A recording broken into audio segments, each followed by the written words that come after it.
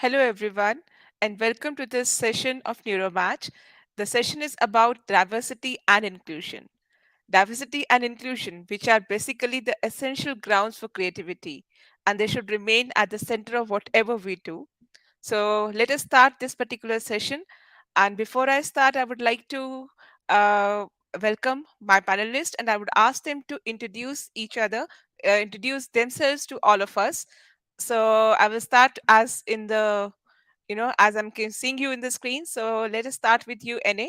Please go ahead. Hi, yeah, thanks. Great to be here. I'm Anna. I'm a cognitive computational neuroscientist. I'm from the Netherlands. That's where I'm based now, in a small town called Leiden. That's also where I grew up. And my yeah, I guess my background is mostly in perceptual decision making. I studied here in the Netherlands and did my PhD in Germany, in Hamburg, and in Amsterdam, like making models of perceptual decision making, mostly in humans. Um, and during my PhD, I think I started thinking about the topic of diversity mostly in the gender dimension. So there were, far more men, especially amongst the professors that I was seeing in that community. So that's something that I've been kind of thinking about for a long time, and that I started looking a little bit at the data also. There's a lot of studies out there now in social science kind of investigating that topic from from an empirical standpoint. And then as a postdoc, I worked in the US, in New York, in the lab of Anne Churchland on a large collaborative project called the International Brain Lab. Some of you may actually be working with those data, I hope. So yeah, there we also thought a lot about, I guess, the diversity of this global team, like dealing with kind of time zone issues and access issues in all these different places. And since 1.5 years now, I moved back to the Netherlands, here in Leiden. And one other kind of dimension that I'm thinking about a lot now in academia is the climate crisis, and the way that universities and scientific communities, can somehow grasp this really big and complex problem and also play a positive role. So I think Neuromatch is this one fantastic example for making conferences not only more inclusive but also less carbon intensive, because you don't have to fly around the world. So that's another space in which I've been working here locally at my university, and kind of thinking a bit about the role of neuroscience. So yeah, great to be here on this panel. Thanks, NA. Definitely, the Neuromatch, the idea of doing everything virtual saves a lot of carbon footprints, which is definitely sustainable for our environment. Thank you. Victor, would you go next? Uh, yeah, it's a bit edgy today. So, hello everyone. Happy to be here. I'm Victor, and I'm currently doing my PhD in medical neurosciences at the Charité in Berlin. I'm Ghanaian, from Ghana, where I did my undergrad and master's before moving to Berlin. And my PhD project is basically focused on exploring extracellular microRNAs as signaling molecules in the context of neuroinflammation. But my, I guess, interesting sort of open science and my work with that has mainly been with open hardware. So based on my experiences as an early career scientist in Africa, and the challenges of having access to equipment for research, which basically got me into the whole concept of open hardware. And I done some work building some behavioral setups for running experiments whilst in Ghana, and ran a couple of workshops to train scientists as well to build their own equipment. So basically dealing with the issue of access to equipment as a barrier to do science in Africa. Yeah.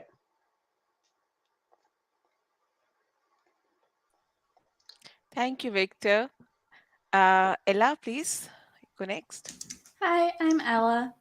I am a lecturer at Harvard that focuses on computational neuroscience education, and I did my PhD in computational neuroscience at Columbia. And I think I'm on this panel because a lot of my work has centered around trying to make education accessible and inclusive. I'm also highly involved in Neuromatch Academy. I was the exec director this year. So yeah, I'm excited to to chat about what we've done and how we can make things even better in the future. Thanks, Ella. And lastly, I introduce myself. I'm Dr. Amita Kapoor. I was associate professor in University of Delhi, and major of most of my work has been basically focused on bringing technology education to girls. It's not just science, but technology, which is kind of a rare thing, and especially in India, where girls face different kind of problems like uh, support from family and all that stuff. So I have been basically involved in lot of in that kind of a work. So welcome you all to this particular session, and let us start out with some of the things that I think we all face in different areas, and let us see how we go about. So I would like to ask basically, how do cultural or regional barriers affect participation in science? Maybe Victor, you would like to go first?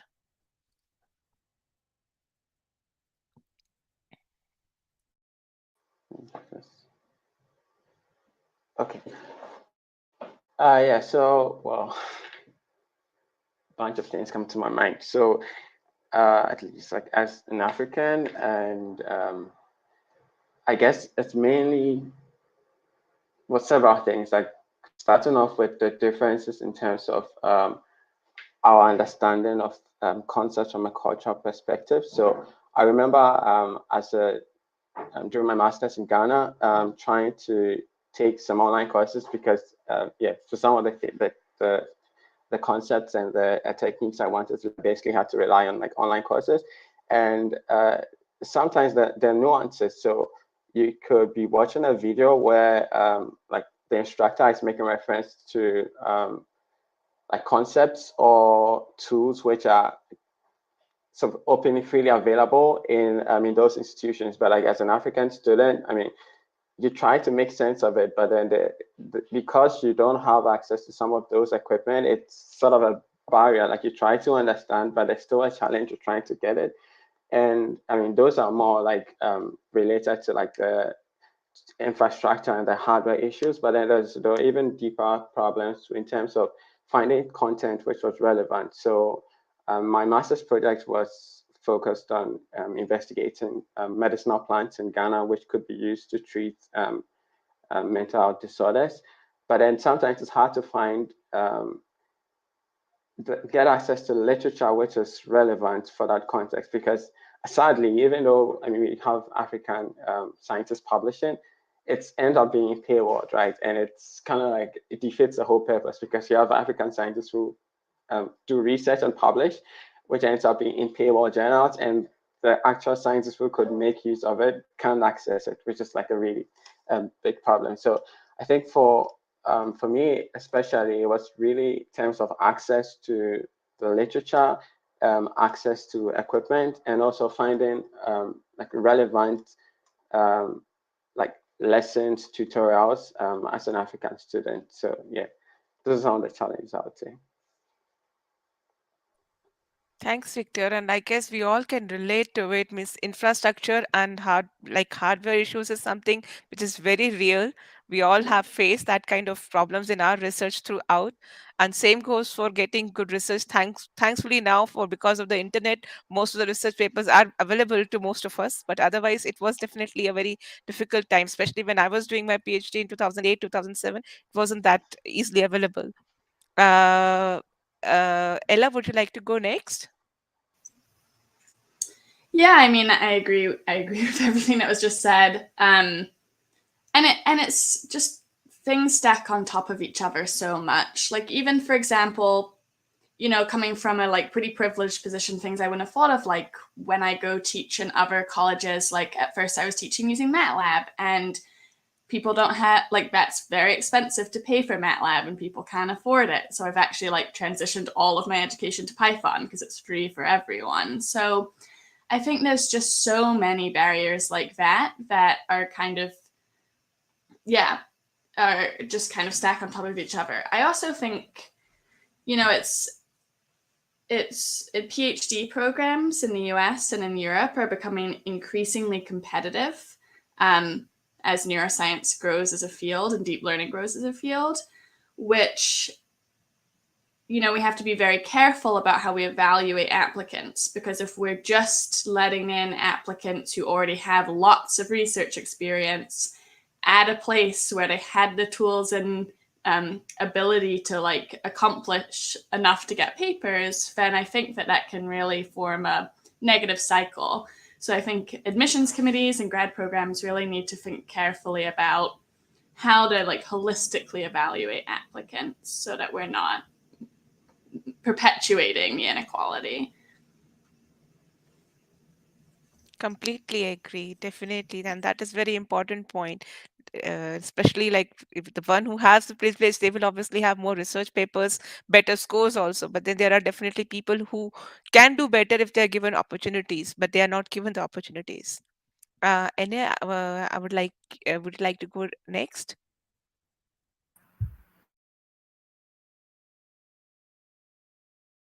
You're muted. You're muted. Okay. This yeah. Another aspect which I realize I'm very privileged is that many people have to apply to for visas to travel, and many people have highlighted this from countries where it's actually not that straightforward to go travel abroad. And I think that's something that the community is now becoming more aware of. Like I know for SFN, this big neuroscience conference, there have been, I think, maybe even a petition to consider these locations. And I think that's also where the virtual meetings like offer this real this real option, because I also know of some neuroscientists who work in the UK, for instance, but maybe they have a passport that just requires them to go through endless visa processing if they would like to go out of the country. So I think that's another big one. Yeah. Yes, Yeah, and I think definitely. it's a bit like Alice said, that there's so many, and I think it's good that we're kind of, even just saying each of, like, kind of mentioning and kind of giving a name to these things so that it becomes more tangible, because I think it can feel a little bit like fluffy or overwhelming to say, okay, there's all these systemic barriers, but like what are those? And I think it's really nice to hear these concrete things, and there are probably many more. Maybe people from the chat can also like give theirs as well, because I think having a name for each of those, then you can start to address them. Yes, definitely. And there are a large number of barriers which we all face throughout due to different reasons. So addressing them and at least knowing them, giving them name becomes very much important. Okay, let us move to the next particular question that we have. What can people do to make scientific education more accessible to the wider population, especially now with the fake news and everything coming around? I guess this becomes a very important thing and, to go about. Ella, would you like to go first? Yeah, so I think there's kind of two tracks here, which is making scientific education more accessible in the communities in which you dwell, and there's making science education more accessible to the whole world. And of course, Neuromatch Academy has definitely taken the latter track of really trying to do our best to build, and I know there's things to improve and we want to hear them, but we've tried at least to make a program that's pretty accessible around the world, in terms of it being online, it being kind of the payment system being flexible, and we've tried to make our actual materials very accessible as well. And we're always brainstorming, trying to come up with new ways, and it's definitely a very difficult problem. There's problems we didn't expect, like, oh, we'll make an online course so no one has to travel, so it'll be accessible, but then what about all the people with unreliable internet who can't participate in that course? And so it's there's lots of things to consider, but I think just as a start, putting materials online can be great. One thing I do for my classes, I teach classes at Harvard, and one thing I try to do is make those materials just accessible online. I know it's not the same as having a full class to go through, but because they're videos and tutorials, people can go through them at their own pace, and they have been picked up by other universities. So I think that just, like Victor said earlier, it can be hard even to find a lecture related to what you're doing. So I do think as a very first step, making things online, making them licensed in a way that other educators can use them is a great step. And then, yeah, we're excited through Neuromatch to continue to try and improve our efforts and get everyone in the world excited about computational neuroscience and deep learning. Thanks, Ella. Definitely. And for last 2 years, NeuroMatch has been made deep learning as well as computer neuroscience accessible to large number of students, as we can see from our, the participants who have enrolled in the different courses. Any would you like to go next?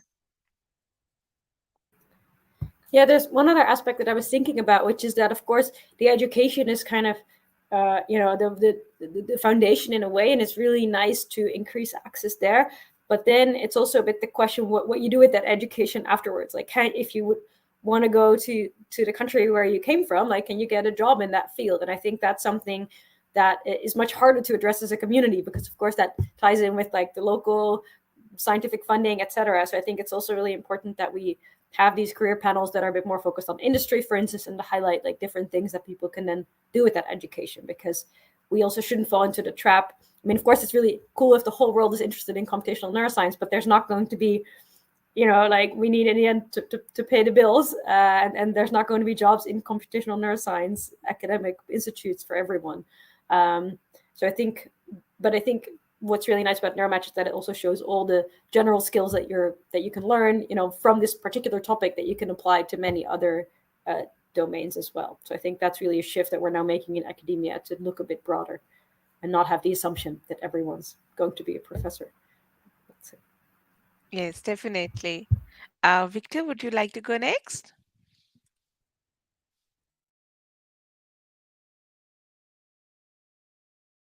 You are muted.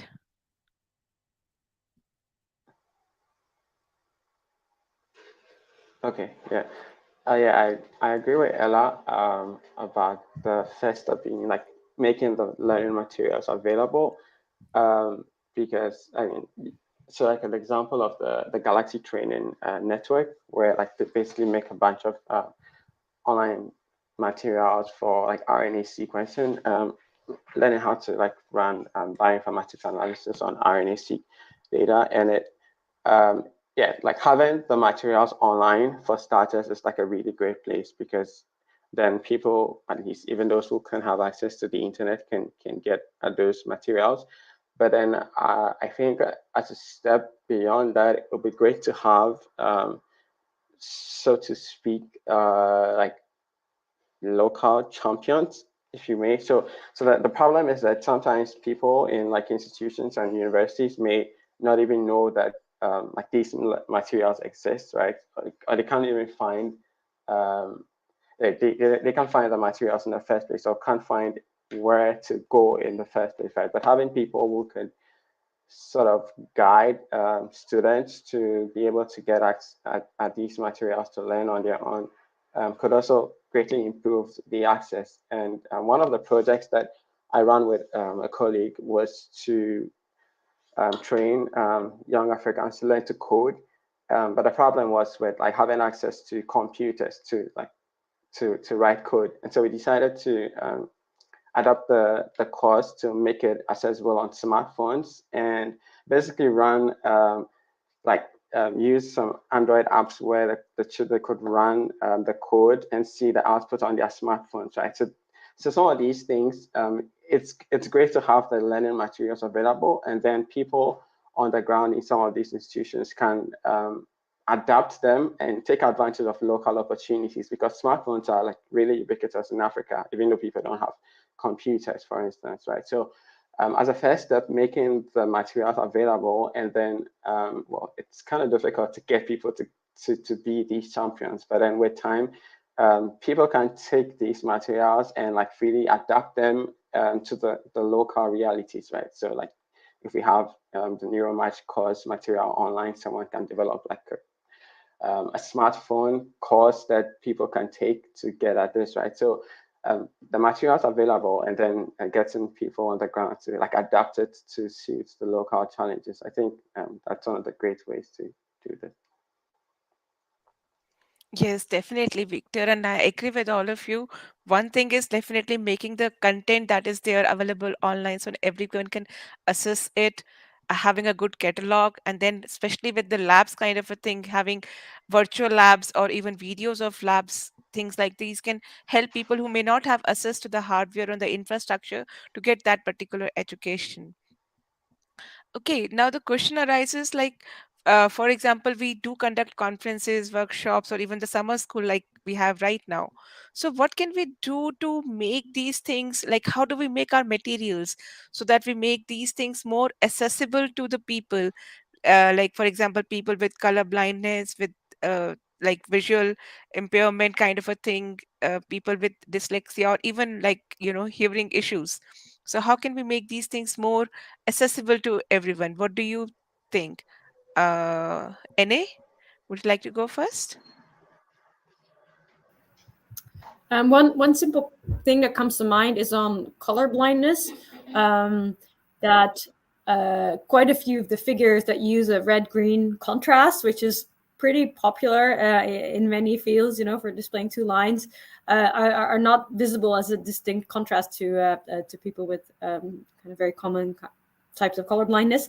And one trick, I happen to use Illustrator, which is kind of this legacy software, but I think many softwares have it, that you can actually very easily check your software, like how your figure in your paper will look to somebody with a common type of color blindness. I think that's it's a pretty small thing. And then in some of my papers, I have then just switched around the color scheme. And also when you're reviewing a paper, for instance, you can ask the people to use a more colorblind friendly palette. So that's something I think like pretty small, but still, something important that we can all do without huge systemic changes.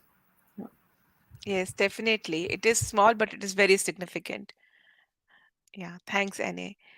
Victor, would you like to go next? Sure.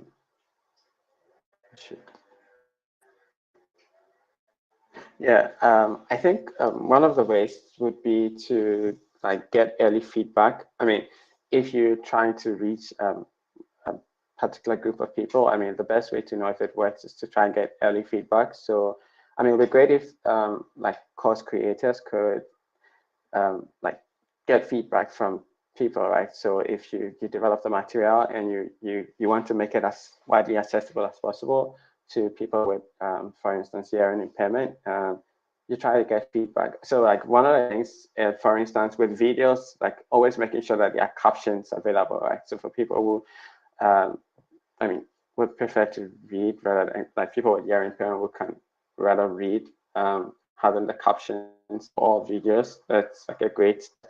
But I mean, beyond that, I mean, after doing those technical stuff, it would be nice to have feedback from like people in this background and like as to whether it's as accessible as you believe. Down the line, this may be more challenging, but it'll be great to have representation from these groups in the course development in the first place, right? So you involve people like that in the development of the course material in the first place, so you know that it's going to come out useful to them. But at least like one small switch is making sure like there are captions for videos. That's really great to do. Yeah. Yes, definitely. Thanks, Victor. Ella, I would like to know your views about it. Yeah, so I agree. There's so many things that we can do that seem small but can make a huge difference, like the colorblind friendly figures and captioning. I absolutely agree you need feedback early. One mistake I'll say that we made in the early chaotic days of Neuromatch Academy is we didn't have colorblind friendly figures as part of our guidelines. And it's so much more difficult to try and fix it now than if we had just made all those figures colorblind friendly to start with. And so it's really important to be thoughtful when designing what you're doing. We do a lot. We try and caption all of our videos, and we actually also translate most of our videos to Spanish and Mandarin. It depends on how many volunteers we have who know those languages. But I think that there's things like that you can, that again seem small but are so huge. But I also think there's really fundamental ways of designing courses and workshops and so on to be more accessible. Like, just as an example, I think that a lot of courses tend to be purely lecture-based. You go to a lecture, you do some homework outside of it. It's been shown that being much more active in your learning, so not having it be learning-based, but instead like actively working together in small groups, is just much more accessible and inclusive and it's the kind of thing where it's only better for everyone, and then it really, really helps some people. So it's just net good. And I think we see a lot of instances like that. Like, yes, captioning is really important for people with auditory difficulties, but captioning also helps someone who's like trying to watch it on a noisy subway and like wants to be able to see the captions. Like, I think there's just so many instances where it's not like you're just doing this for one group of people. In general, it benefits absolutely everyone. And I think that's like really sort of a nice thing about it, is that these efforts really build on each other to help everyone. Yes, definitely. And I would like to share a simple secret out here. I cannot see videos personally. I feel sleepy when I'm seeing videos, but I download the transcript and I read it, and it works for me. So I guess everyone is different, but if we have these things like captioning and color, taking care of colors and everything, it definitely makes it much easier for everyone. Yeah, and For all the audience. I secret of mine, I basically never went to class in college because it was pure lecture based. I have ADHD. I'm not going to focus on a lecture. And so what I really care about now is like building classes that people would like me would actually go to, which is like hopefully Neuromatch is a Ironic. lot more active. So yeah. Yes, definitely. It's it. We all have that kind of things. Yes, please, Na. Yeah, one other thing that I think is so cool here, that people are really starting in the academic community to appreciate all this work that goes into good teaching. And I think definitely, I'm not sure how it is internationally, but in the Dutch university system, over the last decades, there has been this bias towards kind of, if you're a scientist, like you focus on research, you publish papers, kind of that's what you do. And teaching, it's sometimes even called the teaching load, and that people have written articles about this, that it's seen as something on the side. And so I think it's really cool what Ella is saying, that like now there's more and more even full-time positions of people who are really dedicated to making good educational materials and thinking about how to do this well. And we're because that's the next generation, but it's still in many people's minds like something that you do because you have to, I think. So it's really good to change that around. Yes, definitely. And I guess we all play our simple small roles into making it possible. Okay. For the viewers that they are there, there is few polls. Please cast your votes in the polls, and there is also an action button where you can also share your inputs about how to make Neuromatch more accessible to everyone. Okay, let us move to the next question that we have. I guess a slightly different one. A lot of science, it is locked behind the closed doors, right? So, as an individual researcher or as an individual academician, what do you think we can do to make it more available? It's more or less available right now, but what as an individual you think we can do?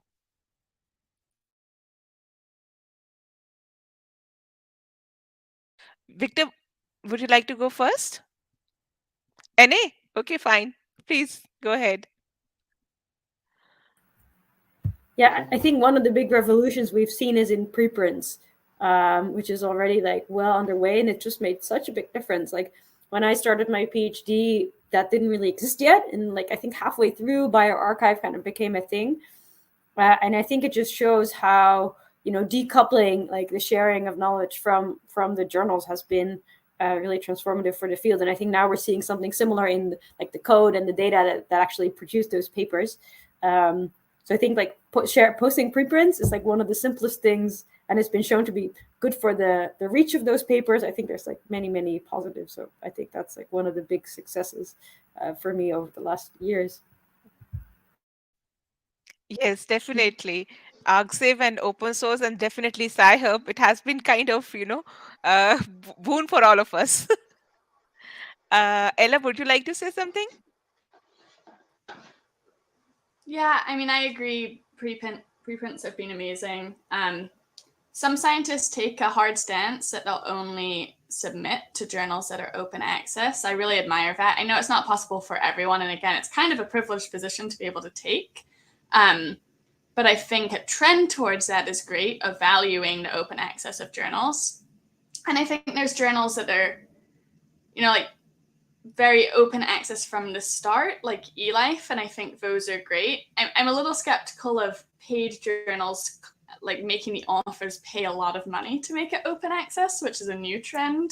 But then I think even if you're going to submit to a closed journal, you can do things like put the PDF on your website where it's easily accessible. Like, journals aren't gonna, well, I'm not going to give legal advice, but it seems like journals are okay with people doing that. And then it is findable on the internet, at least. So I think, again, there's like little steps you can take if you aren't in the position to take big steps, like only submitting to open access.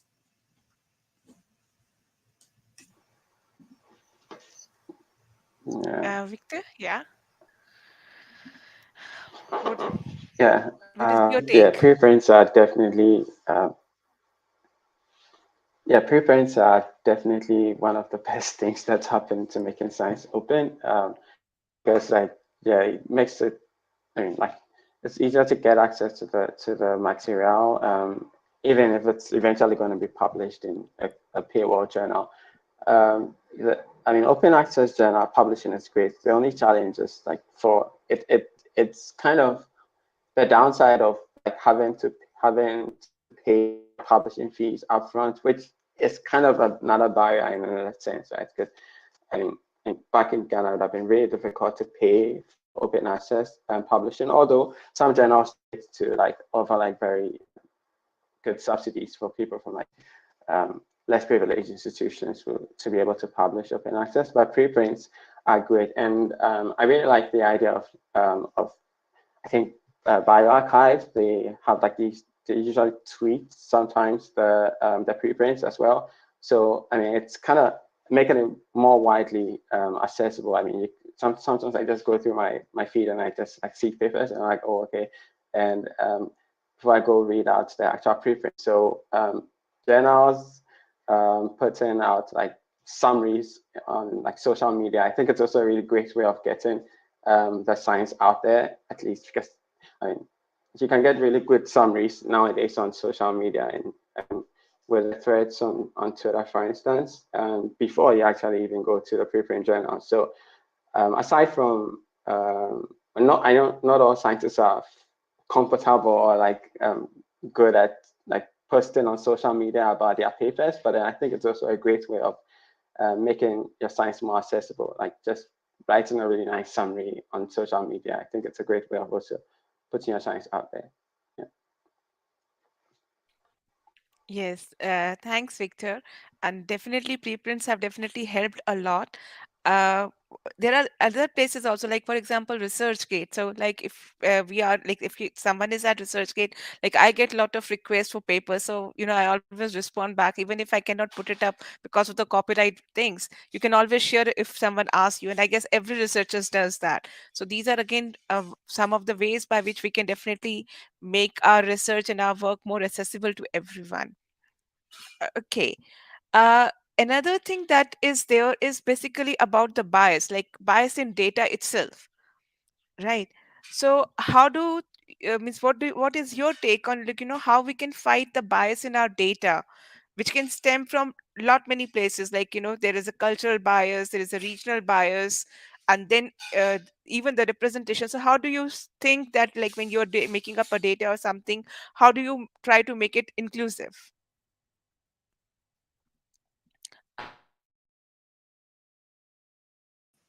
Yeah, I mean, I can just speak. I don't really, unfortunately, I don't really have solutions. I just want to highlight this is absolutely a huge problem, and it's not theoretical anymore. Like, the deep learning systems that we're training are being used in real places. Like, I went to a talk a few years ago where they're showing Google Translate between English and a genderless language, and it went from he's a doctor to, or she's a doctor to he's a doctor. Like it assumes that the doctor is male and the nurse is a woman.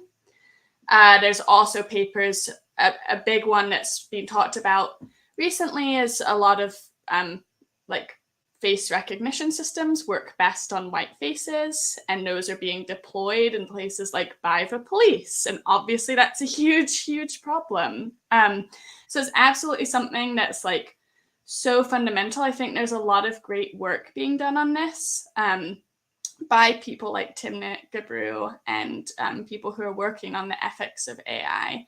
So I have hope that it can be improved, but it is a very difficult problem because a lot of the data sets we use in deep learning are large communal data sets, and building a data set can be very difficult. And unfortunately, we can't we cannot put that burden on the people affected by the bias in those networks, right? Like everyone needs to care, otherwise it's just not going to work. Yes, definitely. We do require automation to take place, but at the same time, we want that it has to be, take care into account of the inclusiveness altogether. And that's why I guess personally, I believe we should not have a system which is 100% automated. It should be always supported. The decision making should always be supported by some human aspect. That is like my take over it. Victor, would you like to say something about it?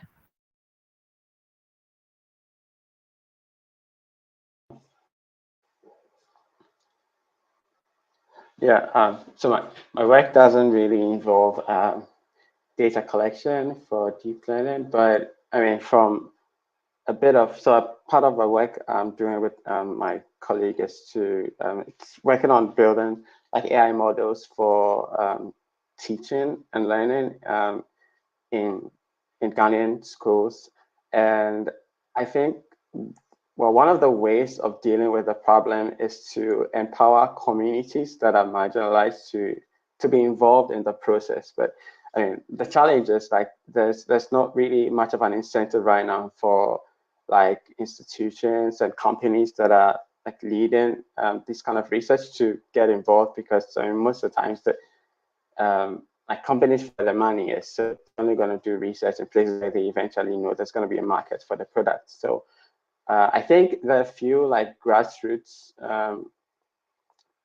like organizations. So I know in Ghana, for instance, just like the Ghana NLP program, where they basically like a grassroots sort of organization that worked on developing NLP models for Ghanaian local languages, right? So maybe grants or support in some ways for these kind of grassroots organizations that are trying to tackle this problem by collecting data from some of these marginalized groups. But I mean, the question is who's gonna be doing that? But I mean, I think that's one of the great ways to deal with this problem of bias, like empowering these sort of grassroots community organizations that are trying to get data from these kind of marginalized communities. Yeah. Thanks, Victor. Anyway, what is your take on bias in data? Yeah, I mean, I don't really work in deep learning, and it was actually a question I also had to Ella, for instance, like, do you know of community efforts to kind of maybe crowdsource, like to improve these training models, and that's really a space I'm not so familiar with. In cognitive neuroscience, I can think of one other kind of very, very specific example that is maybe like illustrates some of the general problem, is that we do EEG to record human brain activity, where you put these electrodes on the skull, and it's actually very difficult to do that for people with like very thick kind of African curly hair. So I've been in places where actually we just didn't have the hardware to collect, just because people's hair is different. So I think that's just another symptom of these things being designed by people who really kind of hadn't considered that, and there's now some initiative to change. So I think, that's just in cognitive neuroscience. I honestly don't really have an answer for the data sets. I'm not really sure. But I hope there's community efforts underway to address some of these. But I do think that, even in neuroscience, we have this problem. It's not so much about the data set. It's being biased and then, being deployed. But, if you read a paper, like a cognitive neuroscience paper, and experiments were done on people, like typically it's educated college students, like that's the pool of people that are being used in these experiments. And they're often going to be, representative of the college that you're at, which is not always representative of the world, right? So I think, and even, there's this big push of like, we often only use male mice in experiments, and like maybe like female mice are also important to use in case there's differences. So I think that it can affect every level of science. And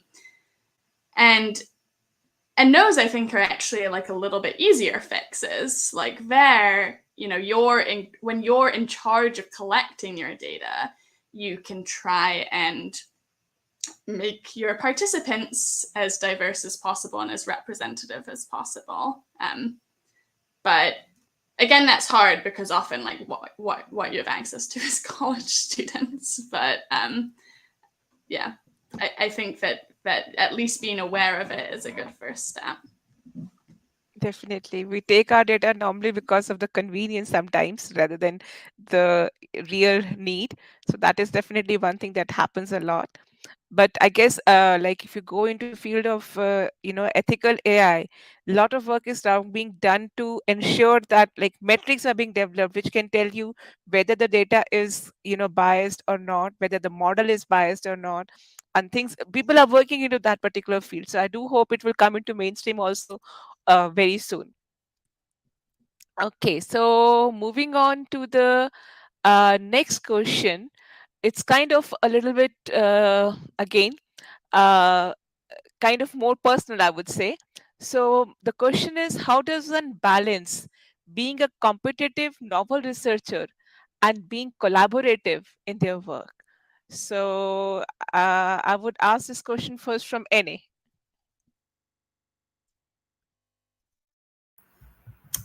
So I guess it's kind of how to find your network, or how to how to team up with people. I mean, I think of course traditionally, historically, this has always been kind of within the institution, that if you have access to this place, that's where you find your lab.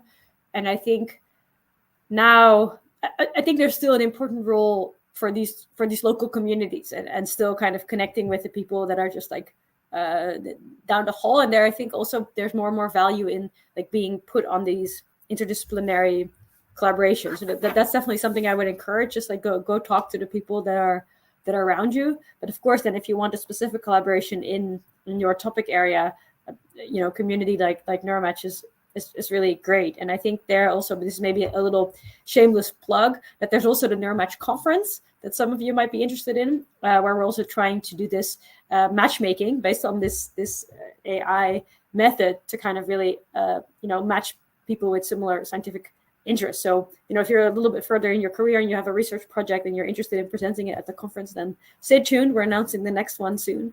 So hopefully that can also be used to kind of build more direct connections, because in the end, still it really helps if you have had a either an in-person or a Zoom or a virtual just meeting with someone to know their face and to kind of chat a bit, rather than just email them or something. But I would also say, don't be shy to email people. I think as a student, I found that like very scary, and sometimes I spent like a week drafting this email to someone. But I think in general, scientists are always really helpful when I think Amita already said it, like in sharing their work, or just people are normally very happy if someone actually read their paper and has a question about it. So there's a lot of good resources out there for like how to best write emails to professors. So you can just Google that. And I think don't be shy in like presenting yourself and your ideas if you have specifically read someone's work and you think it's interesting. Definitely a very sane advice, NA. Ella, would you like to add something to it? Yeah, so in terms of the question of being competitive versus collaborative, I guess my answer is for myself, and I guess my recommendation is be collaborative, but also stand up for yourself. And what I mean by that is like I love collaborating. And I think, in research, it's so important to research to progress, to be collaborative, especially like in both neuroscience and deep learning. They're increasingly interdisciplinary, and you need other insights. You need people from different areas and expertises coming together. But if you're a member of an underrepresented minority, like a woman in computational sciences, for example, like it just is more likely that your contributions could be lessened in the minds of others. And I think that being collaborative doesn't mean that you can't sort of set boundaries or advocate for yourself. For example, I hate to, make it about papers, but papers is an output of scientific research. And it's great to collaborate on papers, but it's also okay to say, like, I think I did a lot of this work and I should be co-first author or something. Being collaborative doesn't mean like never advocating for yourself. And I know that seems like a trivial point to make, but it is something I've noticed increasingly of especially like younger graduate students from underrepresented populations in science, is that they might be more hesitant to do that advocating for themselves. I agree, and especially like coming from the Indian background, I would say we are taught that not to do that. Like it is considered to be humble if you do not say something about yourself, and it is considered rude if you do say something like that. So definitely that is there. Victor, what is your take on this? Um, Yeah, I agree with Ella on that. I mean, as a student, I mean, it's important to do like competitive original research because that's how I'm going to complete my degree anyways. But I think having a really supportive supervisor, advisor is like one of the really important things for me because I mean, when I think of collaborations, usually I'm thinking of collaborations in the sense of picking up skills, which I believe will be helpful for my career down the line. So, and it's not just in terms of like my research, but then using collaborations as an opportunity to pick up skills and techniques from different labs, for instance. And like you said about, I mean, the cultural differences there. Like, I mean, it's same in Ghana, for instance, right? We usually tend to be like to polite and not to be pushy for things that we feel we need. And so as an international student, like it's great for me having like a really supportive supervisor who can, I mean, encourage me to be more forthcoming with my ideas and the kinds of things that I need. So, I mean, well, at least like from the perspective of like international student, I think it's really helpful to have a supportive supervisor who can encourage you to come up with your ideas and also to be able to look out for like opportunities to people you can reach out to. Like say, like I mean, I used to be very hesitant about like sending cold emails to someone in like a completely different lab, having no idea what kind of response I'm gonna get back. But like, I mean, over time, I've learned like scientists are generally very welcome to these kinds of emails, and even if they can't help, I mean, they're usually willing to point you in the right direction. So I think for me, I mean, at the core of it, as a student, is having a really supportive advisor who can encourage you to go all out. Yeah. Yes, definitely. Advisor plays a very important role throughout the career life, actually. And here I would just like to add one more thing, like being competitive, one can also be do is document everything. So whenever you're communicating with colleagues, try to document everything. That can come, that comes a long way, especially when you have to prove that this was your work and this is what you have done. So documentation is very useful. We have some questions. So can we take questions from the audience right now? Some of the questions?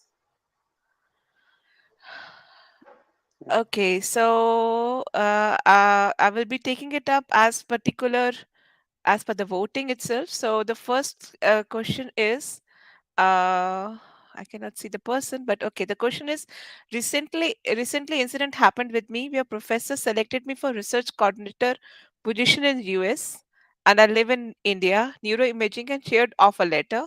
and DS 2019 required for visa application, and then rejected me citing reason lack of funding just before I was about to appear for visa interview. I do not know what to do in such a case because this kind of thing can really make you mentally stressed. Uh, Ella, would you like to say something about it? Yeah, I mean, I'm sorry that happened to you. It is very stressful. Absolutely. I wish I had better advice. I think that visa issues. I don't know if they're becoming more of a problem or we're just becoming more aware of they're a problem. But I know, for example, like people can't go to conferences because they can't go get the right visa, and it's just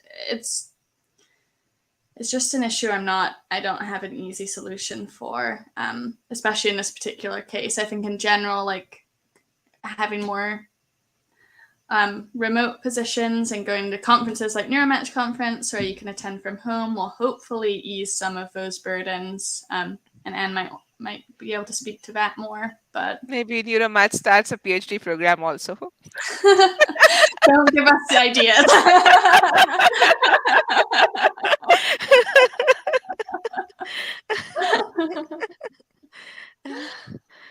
Definitely, I guess this is a question where it is difficult to, I guess any one of us will have any answer to the visa problem. This is something we no none of us can, I guess, help out, and we are all very sorry that it happened. But yes, that is there. Okay, I come to the next question. Can you talk a bit more about being a neurodivergent researcher in academia and industry? Any, would you like to say something about this?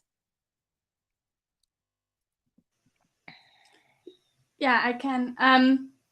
I've gotten this question before. I always feel a bit weird speaking about neurodivergent researchers because there's just so such a spectrum in neurodivergence that one experience doesn't necessarily mirror another person's. I mentioned earlier I have ADHD, so that's definitely been a big part of my scientific journey, and also partly why I'm an educator now. Like I said earlier, I don't like traditional courses, so part of my motivation is to design courses for people like me. And you know, things like bad effects, like that I don't really love going to scientific talks because I am not able to gain a lot from them.